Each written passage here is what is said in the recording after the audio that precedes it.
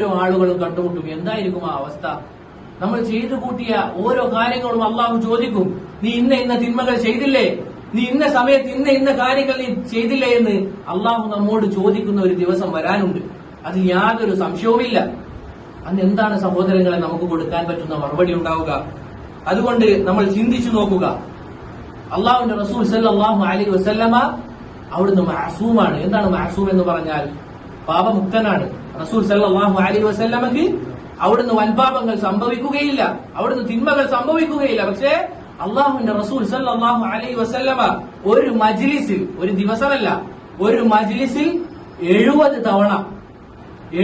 തവണ അസ്തഗ്ഫിറുല്ലാഹ് വഅതൂബു ഇലൈഹി എന്ന് പറയാറുണ്ട്. ലാ ഇലാഹ ഇല്ലല്ലാഹ്. ആരാണ് സഹോദരങ്ങളെ ഈ പറയുന്നത്? ഇമാമുൽ മുത്തഖീൻ, മുത്തഖീങ്ങളുടെ നേതാവായ റസൂൽ സല്ലല്ലാഹു അലൈഹി വസല്ലമ ഒരു മജ്ലിസിൽ, അവിടുന്ന് സഹാബിമാർക്ക് എണ്ണി ക്ലിപ്തപ്പെടുത്താൻ പറ്റുമെന്നാണ് റസൂൽ സല്ലല്ലാഹു അലൈഹി വസല്ലമ എത്ര ഇസ്തിഗ്ഫാർ വർദ്ധിപ്പിക്കാറുണ്ട് എന്നുള്ളത്. 70.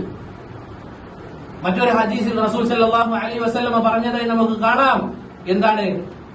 അല്ലയോ മുഅ്മിനീങ്ങൾ, അല്ലയോ സഹാബിമാരെ, നിങ്ങൾ അള്ളാഹുവോട് ഇസ്തിഗ്ഫാർ നടത്തുക. ഞാൻ ദിവസവും 100-ലധികം ഇസ്തിഗ്ഫാർ നടത്തുന്നുണ്ട് എന്ന് അള്ളാഹുവിന്റെ റസൂൽ സല്ലല്ലാഹു അലൈഹി വസല്ലമ പറയുകയാണ്. അങ്ങനെയെങ്കിൽ നമ്മൾ എത്ര കണ്ട് സഹോദരങ്ങളെ റബ്ബിലേക്ക് ഖേദിച്ച് മടങ്ങണം. അള്ളാഹുവിന്റെ റസൂൽ സല്ലല്ലാഹു അലൈഹി വസല്ലമ 70 തവണ മടങ്ങിയിട്ടുണ്ടെങ്കിൽ നമ്മൾ ദിവസവും 70,000 മടങ്ങേണ്ട അവസ്ഥയാണ്. നമ്മളിൽ എത്ര തിന്മകൾ വരുന്നുണ്ട്, നമ്മൾ എത്ര പാപങ്ങളിലും നമുക്ക് എത്ര പോരായ്മകളും ഉണ്ട്. സ്വന്തം തന്നെ ചോദിക്കുക. ആരെയും കുറ്റപ്പെടുത്താനല്ല, സ്വന്തത്തോട് ചോദിക്കുക, എനിക്ക് വരുന്ന പാപങ്ങൾ എത്രയുണ്ട്, ഞാൻ ചെയ്തു കൂട്ടുന്ന വലുതും ചെറുതുമായ തിന്മകൾ എത്രയാണ്. അങ്ങനെയെങ്കിൽ നമ്മൾ ദിവസവും എത്ര തവണ അള്ളാഹുവിലേക്ക് ഖേദിച്ച് മടങ്ങണം.